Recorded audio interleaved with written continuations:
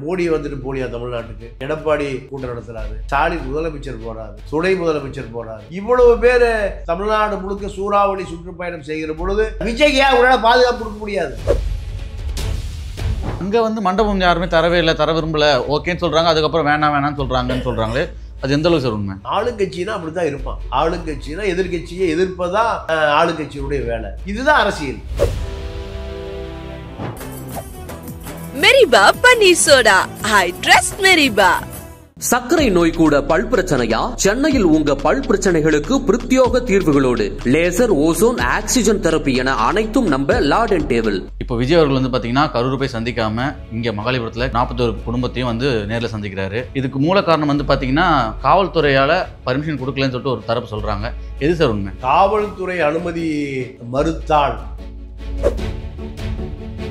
அடுத்த வாரம் மறுபடியும் அவர் பிரச்சாரத்தை தொடங்குவாருன்னு சொல்லிட்டு ஒரு செய்திகள் பரவுது. அது சாத்தியமா சார்? அவரு எதை செய்தாலும் மக்கள் அங்கீகரிக்கும். விஜய்க்கு எந்த பின்னடையும் வராது. காரணம், திமுக திருடுறதுக்கு அதிகாரத்துக்கு வர போறான், அண்ணா திமுக அவனும் திருடுறதுக்கு அவன் அதிகாரத்துக்கு வர போறான். இது மக்களுக்கான அரசியலே இல்லை. அண்ணா திமுக திமுக ஏமாற்ற காரணத்தினால அவ்வளவு பேர் எங்க வர்றான்? விஜய்கிட்ட வரான். கருணாநிதியே பாஜகவோட போய் கூட்டணி சேர்ந்தாரு. ஜெயலலிதா போய் பாஜக கூட்டணி சேர்ந்து 98ல் திமுக, அண்ணா திமுக போய் சேர்ந்து அப்புறம் திமுக போகுது. அப்போ திமுக அண்ணா திமுக இரண்டு பேருமே பாஜகவை தூக்கி பிடித்தவர்கள் தான். பாஜக திருடத்தகாத கட்சியில அப்படின்னு திராவிட இயக்கம் ஏற்றுக்கொண்டு யார? பாஜகவை. இதுல சொந்த நலன் தானே தவிர மக்கள் நலனே கிடையாது. வணக்கம் சார். வணக்கம். எப்படி சார் இருக்கீங்க? நல்லா இருக்கேன். Okay sir. இப்போ கரூர் துயரம் பார்த்தீங்க கிட்டத்தட்ட 1 மாதம் ஆயிடுச்சு. இப்போ விஜய் அவர்கள் பார்த்தீங்கன்னா கரூர் போய் சந்திக்காம இங்கே மகாலிபுரத்தில் 41 குடும்பத்தையும் நேரில் சந்திக்கிறாரு. இதுக்கு மூல காரணம் பார்த்தீங்கன்னா காவல்துறையால் பர்மிஷன் கொடுக்கலன்னு சொல்லிட்டு ஒரு தரப்பு சொல்கிறாங்க. எது சார் உண்மை? காவல்துறை அனுமதி மறுத்தால் நீதிமன்றத்திற்கு போனால் நீதிமன்றம் விஜய்க்கு பாதுகாப்பு கொடுக்க வேண்டிய தேவையை உள்துறை செயலாளருக்கோ டிஜிபிக்கோ நீங்கள் அவருடைய பதிலை நீதிமன்றம் கேட்டு புதுசாக ஒரு உத்தரவை பிறப்பிக்கும். நீதிமன்றத்திற்கு என்ன பதில் சொல்ல போகிறாங்க? தமிழ்நாடு காவல்துறை பாதுகாப்பு ஓட்ட விழுந்துடும், கூட்டம் அதிகமாக சேர்ந்துடும், இதெல்லாம் காவல்துறை தரப்பில் சொல்லப்பட்டால் காவல்துறைக்கு நீதிபதிகளே உத்தரவு பிறப்பிப்பாங்க. ஏன் மோடி வந்துட்டு போலியா தமிழ்நாட்டுக்கு, எடப்பாடி எல்லா ஊருக்கும் கூட்டம் நடத்துகிறாரு, முன்னாள் முதலமைச்சர், ஸ்டாலின் முதலமைச்சர் போகிறாரு, துணை முதலமைச்சர் போகிறாரு, இவ்வளவு பேர் தமிழ்நாடு முழுக்க சூறாவளி சுற்றுப்பயணம் செய்கிற பொழுது விஜய்க்கு ஏன் உங்களால் பாதுகாப்பு கொடுக்க முடியாது? நீதிமன்றம் கண்டிப்பாக தமிழக அரசை கேட்கும். ஆனால் விஜய் தரப்புலையே நீதிமன்றத்துக்கு போகலை. புரியுது. அப்போ யார் தப்பு? விஜய் கரூருக்கு போக விரும்பலைங்கிறதா உண்மை. அங்கே மண்டபம் யாருமே தரவே இல்லை, தர விரும்பல, ஓகேன்னு சொல்றாங்க. அதுக்கப்புறம் வேணாம்னு சொல்றாங்களே, அது எந்த அளவுக்கு சார் உண்மை? ஆளுங்கட்சினா அப்படித்தான் இருப்பான். ஆளுங்கட்சினா எதிர்கட்சியை எதிர்ப்பதான் ஆளுங்கட்சியுடைய வேலை. இதை மீறித்தா எம்ஜிஆர் முதலமைச்சர் ஆனார், இதை மீறித்தா ஜெயலலிதா முதலமைச்சர் ஆச்சு, இதை மீறித்தா விஜயகாந்த் எதிர்கட்சி தலைவர் ஆனார், இதை மீறித்தா சீமான 40 லட்சம் ஓட்டு வாங்கினார். இதுதான் அரசியல். காங்கிரஸ் பிஜேபிக்கு சண்டை நடந்துட்டே இருக்கு டெல்லியில். காங்கிரஸ் ராகுல் வெளியே வராமையா இருக்காரு, சோனியா வெளியே வராமையா இருக்கு, பிரியங்கா அரசியல் நிற்காமையா இருக்கு. அரசியல் என்றால ஒரு போட்டி பொறாம, சதி, சூது, சூழ்ச்சி எல்லாம் சேர்ந்தது அரசியல். அது 1000 ஆண்டு காலம் இது அரசியல். அதனால விஜயை பொறுத்த வரைக்கும் திமுக அரசியலுக்கு பயப்படுறாரான்னு ஒரு கேள்வி. புரியுது. அப்போ விஜய் கண்டிப்பாக படையூர் பண்ணையார் இல்லை அப்படி நிரூபிக்கணும்னா அவர் நீதிமன்றத்தில் ஒரு முறையில் இருமுறை இல்லை. இப்போ எப்படி சுப்ரீம் கோர்ட்டு போனீங்க? இந்த 41 பேர் வழக்கு எஸ்ஐடி வேண்டாம், தனி நீதிபதி விசாரணை வேண்டாம், எங்கே போனீங்க? உச்ச நீதிமன்றம் போனீங்கல்ல. எனக்கு கரூர் போய் ஆகணும், அது மக்களை சந்தித்து ஆகணும். என்னை வாழ வைக்கிற மக்கள், நான் கரூர் தான் இருப்பேன், முடிஞ்சா என்னை கைது பண்ணணும். அப்படி போயிருக்கணுமா இல்லையா? கண்டிப்பா. யாரை ஏமாற்றுகிறார் விஜய்? நீதிமன்றத்துக்கும் போல, காவல்துறையிட்டையும் அனுமதி கேட்கல, நான் கிளம்புவையா பரபரப்பாயிரு. Okay sir. கட்சி கரூருக்கு கிளம்புறேன், இத்தனை தேதி கிளம்புறேன், எனக்கு காவல்துறை பாதுகாப்பு கொடுக்கணும்.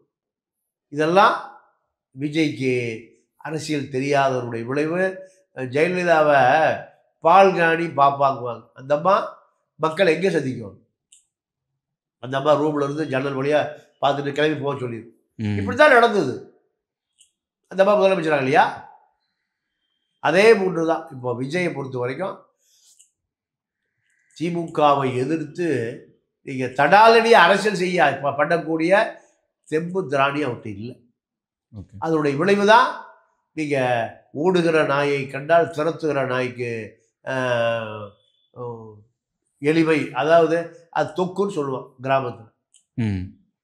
விஜய்க்கு அரசியல் பண்ணக்கூடிய தெம்பு திராணி இல்லை அவர்கிட்ட. Okay sir. இது ஒரு ப்ளஸ் பாயிண்டாக எடுத்துக்கிட்டு எல்லா கட்சி சார்ந்தவங்களுமே வந்து பனையூர் சொல்லி கேள்வி செய்கிறாங்க. இது விஜய் அவர்களுக்கு எந்த அளவுக்கு பின்னடைவு தரும் சார்? இல்லைங்க, விஜய்க்கு எந்த பின்னடைவும் வராது. காரணம், மக்கள்கிட்ட அரசியலே கொண்டு போகாத கட்சிகள் தான் தமிழ்நாட்டில் இருக்கிற அனைத்து கட்சிகளும்.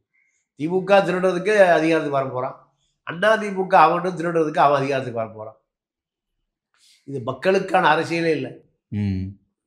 தமிழ்நாட்டு அரசில் அரசு பணியாளர்கள் 30% ரிட்டையர்ட் ஆகிட்டான். 70% பேரை வச்சு 100 பேருடைய வேலை வாங்கிட்டு இருக்கான். டிரான்ஸ்போர்ட்டில் 30% ரிட்டையர் ஆகிட்டான். அரசு அலுவலகங்களில் பல இடங்களில் 1/3 ஆளே இல்லை. இதை பற்றிலாம் கவலையே இல்லை. காவிரி கடைவடை வரை தூர் வாரவே இல்லை. இங்கே என்ன கொடுக்குறான்? 1000 ரூபா கொடுக்குறான். நீங்கள் வருஷத்துக்கு 20,000 கோடி போகுது. நீர்நிலைகளை ஆக்கிரமித்து வீடு கட்டுறான். அதெல்லாம் கட்டுறதே திமுக தான் கட்டுறான், G2 தான் கட்டுறான். இதை பற்றிலாம் மக்களுக்கு எந்த கவலையும் இல்லை. விஜயே பேசுறது இல்லை. புதிதாக அரசியலுக்கு வருகிற விஜய் பேசுவதே இல்லை. அப்போ எப்படியாவது இந்த அதிகாரத்துக்குள்ள நுழைந்து விட வேண்டும் என்ற ஒரு நோக்கத்தை தவிர உயர்ந்த நோக்கமே இல்லை விஜய். புரியுது சார். இப்போ இந்த 41 குடும்பத்தையும் பார்த்த பிறகு அடுத்த வாரம் வந்து மறுபடியும் அவர் பிரச்சாரத்தை தொடங்குவாருன்னு சொல்லிட்டு ஒரு செய்திகள் பரவுது. அது சாத்தியமா சார்?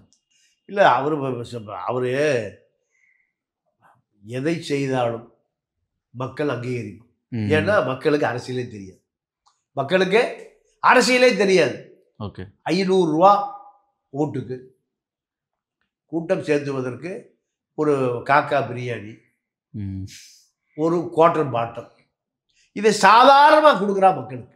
எவனா திருப்பி அடிக்கிறானா? எனக்கு என்ன சாப்பாடு இல்லையா? 500 ரூபா இல்லையா? எனக்கு நீ தான் பிரியாணி கொடுக்கணுமா? கேரளாவில் கொடுத்தா துரத்து அடிப்பான். அவனுக்கு அரசியல் முழுமையாக தெரியும். பஞ்சாபில் கொடுத்தா உதப்பான், மேற்கு வங்காளத்தில் கொடுத்தா அடிப்பான், கர்நாடகாவில் கொடுக்க முடியாது. ஆனால் இங்கே 500 ரூபா கொடுக்குறேன்னு சொன்னால் லாரி கொண்டு போய் நிறுத்தினா அவ்வளோ பேர் ஏறிக்கும். காலங்காலமாக நடக்குது. அப்போ ஒடுக்கப்பட்ட அந்த செய்திகளும் காலனிகளும் அரசியல் பயப்படுத்தலை, கல்வி முழுசாக போய் சேரல. இதுக்கு திமுக அண்ணா திமுக 2 கட்சிகளுமே அதுக்கு முயற்சி செய்யலை.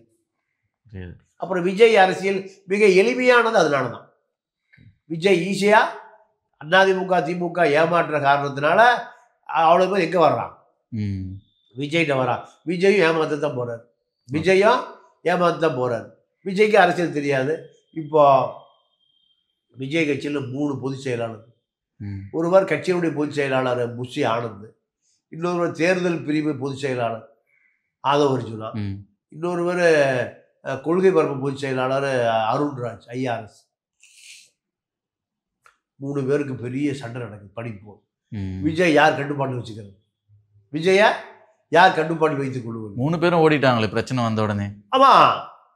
ஆனால் கடைசியாக டெல்லியில் காப்பாற்றியது ஆதவ் அர்ஜுனுடைய படம் தான், கள்ள லாட்ரி படம் தான்.